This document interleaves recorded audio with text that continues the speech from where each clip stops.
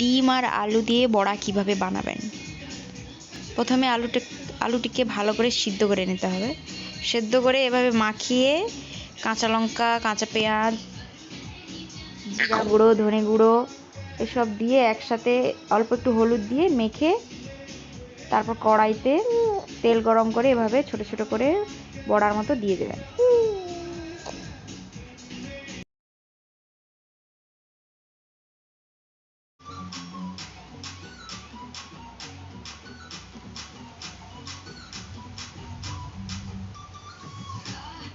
একটু একটু ভাজা হয়ে গেলে উল্টে দিতে হবে।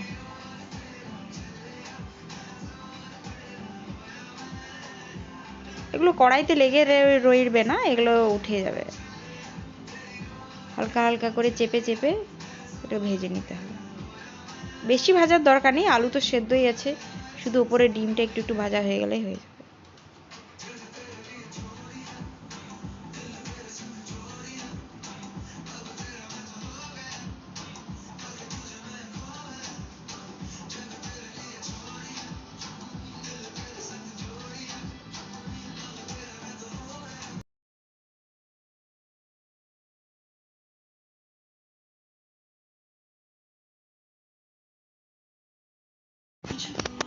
এগুলো ভাজা হয়ে গেছে অলমোস্ট, এবারে আমরা তুলে নিচ্ছি। একটা একটা করে ভালো করে চেপে চেপে তেলটাকে একটু ঝরিয়ে একটা একটা করে তুলে নিতে হবে এভাবে।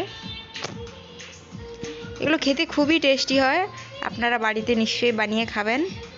আমাদেরকে কমেন্ট করে জানাবেন কেমন লেগেছে।